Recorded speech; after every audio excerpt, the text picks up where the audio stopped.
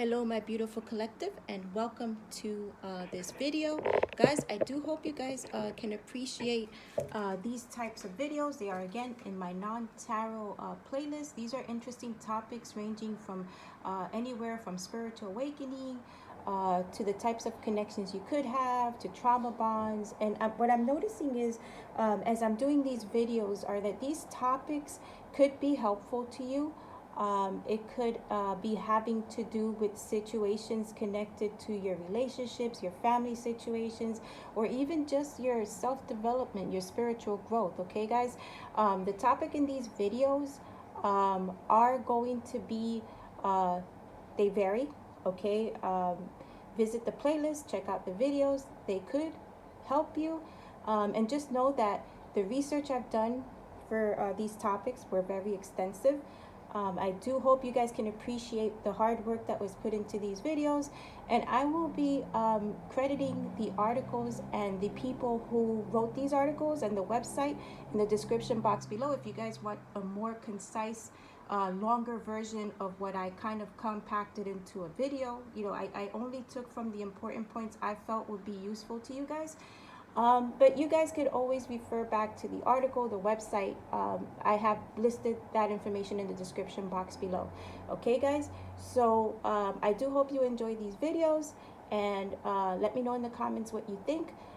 Again, everybody's experience is going to be different with every single one of these videos. It could resonate, it might not resonate. And regarding your spiritual awakening journey, okay, you could be at different levels. So just take all these videos with a grain of salt. Okay, it might resonate, it might not, but take it with a grain of salt. Also, the articles that I've researched, it's not to say that what they say is written in stone, but it's just a an idea of, you know, with these topics, you know, what they're sharing. Okay, so again, take it with a grain of salt. I do hope you enjoy these videos. I worked very hard researching it. Without further ado, here we go, guys.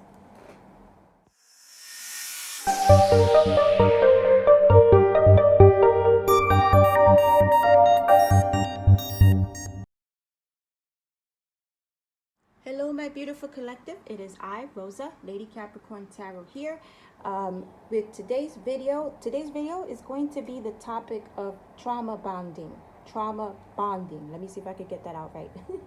All right, guys, so I'm gonna go over what is trauma bonding, why does it happen, and just break down, you know, some of the characteristics. Okay, and when can trauma bonds happen, as well as, let me see, and you're gonna hear flicking through pages because I took a lot of notes on this. Okay, you're also going to be finding out you know, situations that could be connected to trauma bonding, and you know, how it develops under specific conditions, signs of trauma bonding, you know, what a person bonded with, like another person in a trauma bond could be saying, examples of that. Okay, so with all that being said, this video could be a little long, so I ask that you watch it when, you know, you're able to take in the entire video. It is very informative, and we're gonna go ahead and jump right into this. Okay, so what is trauma bonding? Well, trauma bonding is like a psychological response to abuse. Okay, it occurs when the abused person forms an unhealthy bond with the person who abuses them. So, you know, trauma bonds could start as early as childhood.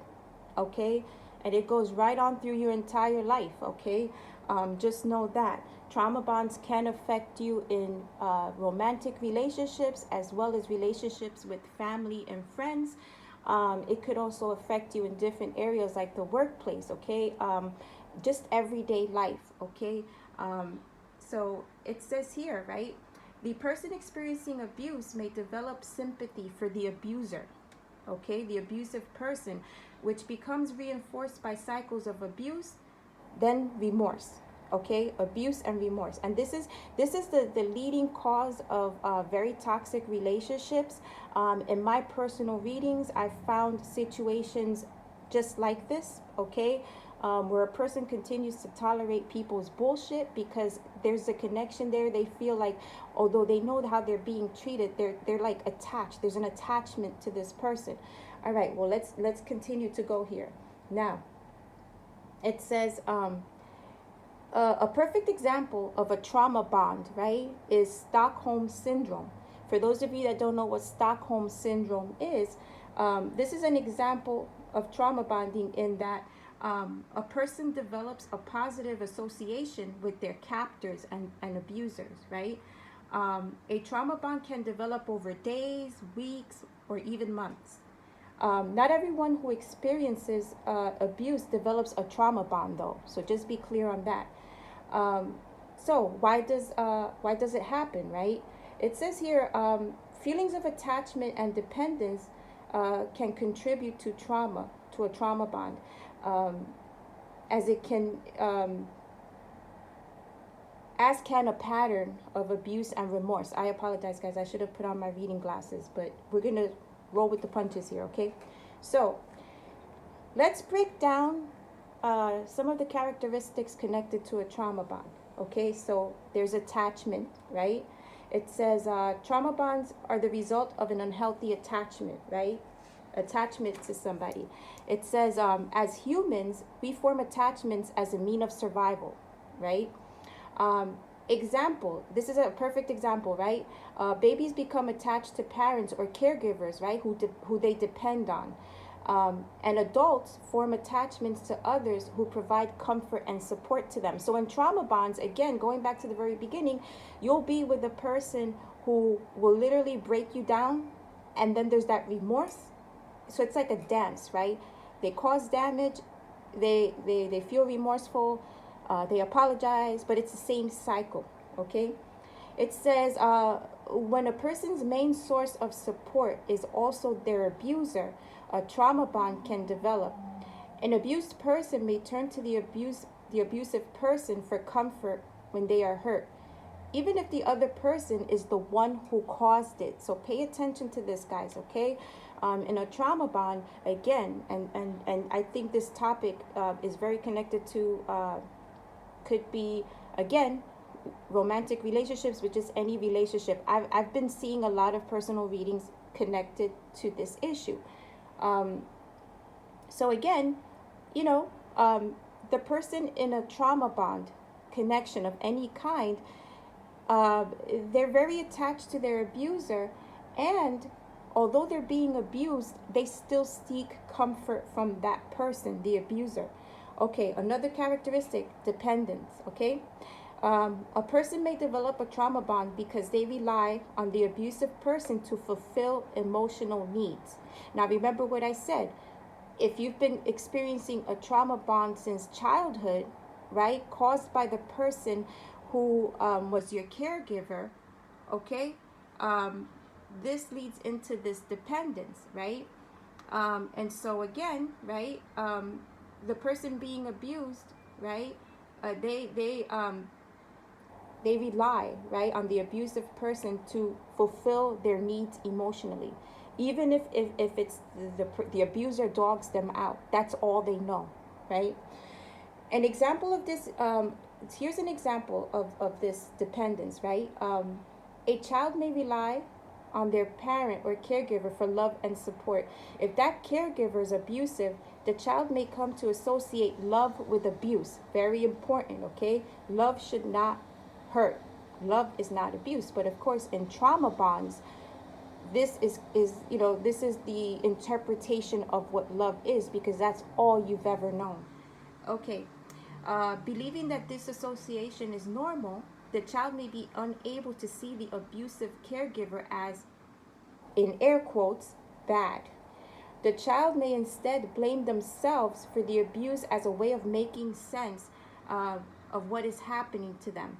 This allows the caregiver to continue being so-called, in air quotes, good in the child's eyes, which reinforces their bond. Now, guys, this is very serious territory here with this dependence characteristic, because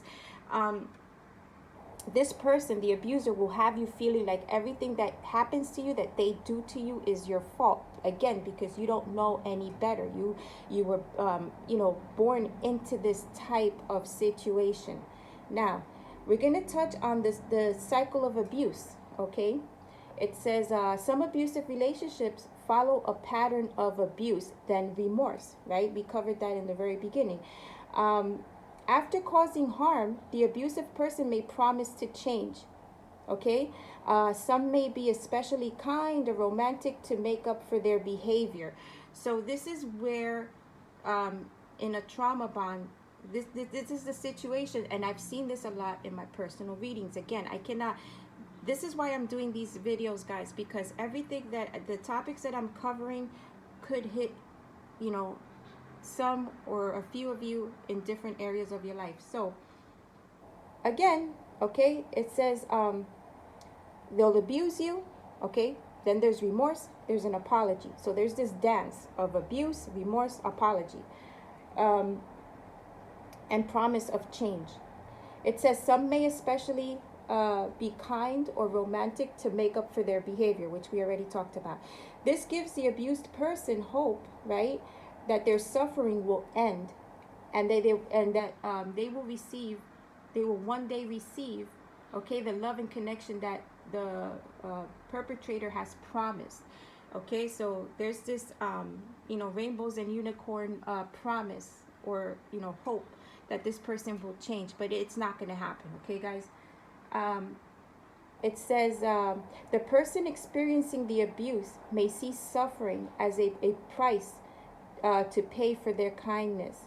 Remorseful behavior may also cause the abused person to feel grateful, particularly if they have become accustomed to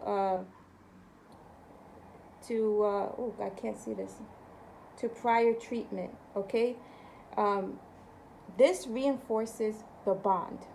Okay, so now let's go over, when can trauma bonds happen?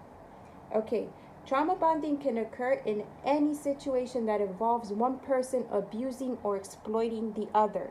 And that's what I said, guys. It could start from birth and go follow you throughout your life, okay? Now, this may include situations that involve, okay, domestic abuse, child abuse, incest, elder abuse, kidnapping, or hostage taking. Okay, now so what are the conditions where trauma bonds can develop, right? These are specific ones. Okay, so trauma bond develops under specific conditions. A person must, 1, perceive a real threat of danger from their abuser.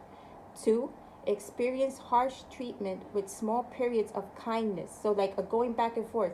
They abuse you to the worst level, and then they'll apologize and treat you very nicely.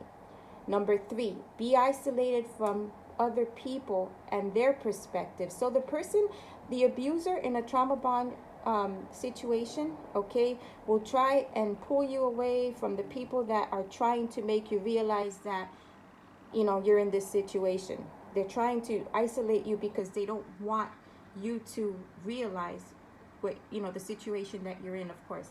And then the 4th point, believe that they cannot escape. So the person being abused can want to leave this situation, but feel like, they can't escape this person somehow. So here are the signs of trauma bonding, okay?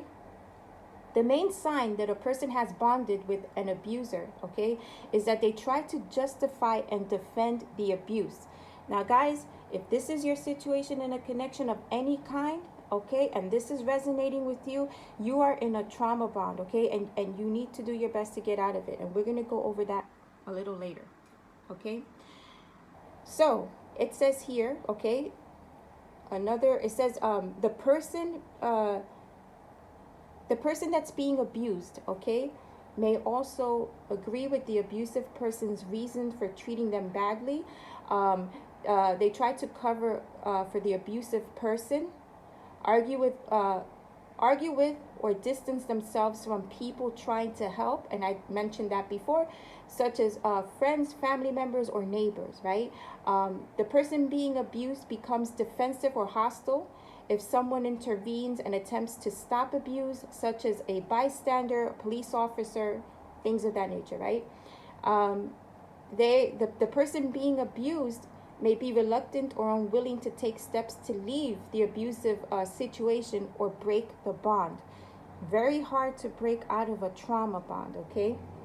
Now, a person bonded with the abuser, right, might say these things, okay? These are examples of what a person dealing with an abuser in a trauma bond might say. So it says, he or she is only like that because he or she loves me so much. You would not understand. Okay, that's what the abused person would say. They would also say, he or she is under a lot of pressure at work. He or she can't help it. He or she will make it up to me later. Okay. They will also say, I'm not going to leave him. He or she is the love of my life. You're just jealous. Okay. And I think we've all heard that line. And the last example I have of, a person being abused, defending their abuser in a trauma bond is they'll say, it's my fault. I'm the one that makes them angry. Again, placing the blame on themselves because all they know is this abuse, okay? Stemming from possibly childhood. Okay, so here, the next category I have here is breaking a trauma bond. Now this section, when I was researching this, I was thinking, I'm like, this is a little like easier said than done. Okay, now but I'm gonna read them out. It could be helpful to some people out there, but I just feel like if this is all you've known all your life, it's easier said than done to give this this suggestion. And it's not an overnight thing is what I'm saying, but I'm going to go through, okay, the category here that says breaking a trauma bond. So it says, breaking a trauma bond can be challenging, okay, and may take time, but it's possible. So a few suggestions to break trauma bond are as follows. Number 1, focus on the present. Try to acknowledge what is currently happening and the impact that it has by pausing to reflect on it, okay? Take a pause, reflect on what's going on. If it's safe for you to do so, okay, keep a diary. Because I know in these type of connections, the person will go through your phone, through all of your personal items. It's a form of abuse and control. So if you're able to keep a journal and just write about your experiences, they're recommending that you do that, okay? Now, point number 2, focus on the evidence. If a person continues to abuse or takes no steps to get help, stay focused on this rather than on their promises about the future. Okay, so if you see this person, okay, never, they don't back up what they say as far as I'm changing, I'm going to get help. Okay, that's a flag that should go up with you. Okay, again, focus on the evidence. Point number 3, practice positive self-talk. Okay, abuse can lower a person's self-esteem. We all know that, right? And make them feel like they cannot be without the abusive person. Noticing negative self-talk and challenging that with positive alternatives can start to change this. Okay, so basically trying your best little by little to switch the mind frame from negative, like placing the blame on yourself and protecting them and believing that how they're treating you is because they're going through something. That's never okay. Okay, so slowly, they're recommending that you slowly, start noticing the negative self-talk and challenging it with positive alternatives to start to change this situation. Okay, point number 4, practice self-care. And I feel like this is the most important one, because when you pour into yourself and you love yourself, you'll start to, the mind frame starts to change. You'll start realizing that this is not, when you start to love yourself, you'll notice that this is not how you should be treated. So it says practice self-care. It says taking care of yourself via journaling, meditation, exercise, hobby, prayer. I'm going to throw in there walking. Okay, walking is a good thing to do. It clears the mind. I do it all the time. Or taking or taking, I'm sorry, not taking, or talking to trusted friends, okay, and family. They can help you, okay? Just venting. Don't hold all that in, and don't, if you need to talk, just do that. That's part of your self-care, okay? Now, if possible, okay, the person being abused also can learn about abusive and toxic relationships in order to spot the signs early and reinforce that they are not healthy. Okay, how can you do this? The same way I did, researching online, what is, an abusive relationship, or, it can be researched. It could also, they have a whole bunch of YouTube videos, much like this one, where you can, start to educate yourself, okay? Because this person will have you feeling, again, like everything is your fault, and it's really not, okay? Another possible, recommendation here, okay, for the person being abused is learn what healthy relationships look like and seek them out. Okay, that could be someone that you, maybe a friend or family member that you know, or maybe, watching TV where there's a very healthy relationship between two people. That'll help you in time open your eyes to the way you're being treated is definitely not a healthy relationship, especially where there's that abuse, then remorse, then promise of they'll change. In a healthy relationship, there's none of that shit going on. Okay, guys, so just know that. Another point here is create a plan to improve safety and make it possible to leave.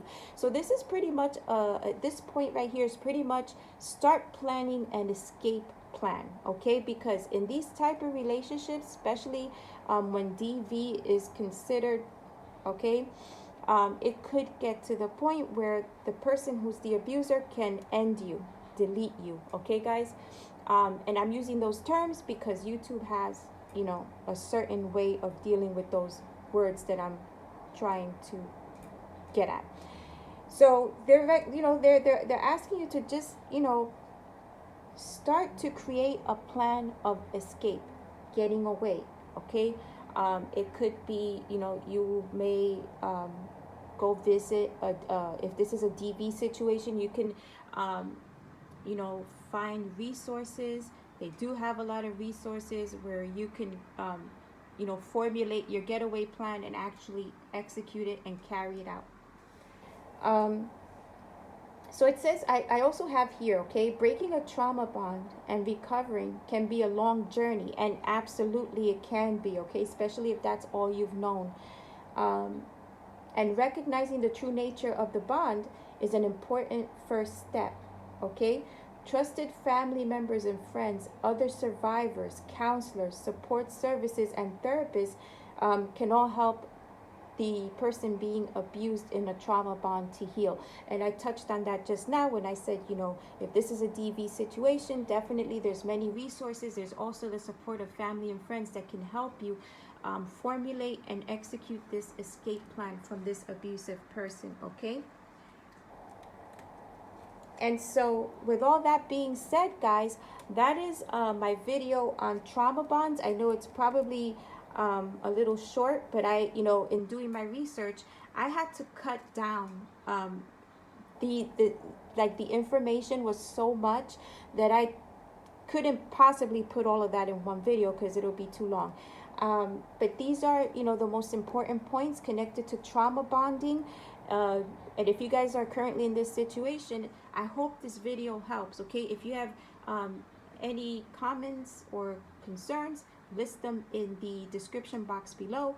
Again, thank you so much for allowing me to, bring these videos to you. And I hope that I'm able to touch whoever I need to touch with these videos. Okay, guys, let me know what you thought about this video. If you like what you see here, please consider liking, sharing, subscribing to my channel. Also hitting that notification bell so you guys will know when I either go live or post a video. Guys, there's more videos of different topics to come, Okay, I am currently researching more topics and will be filming more videos, but I do hope that you guys enjoyed this video. Okay guys, best of luck if you're in this situation. Get in my comments if it resonates, and you know, best of luck. God bless, guys. Talk to you soon. Bye.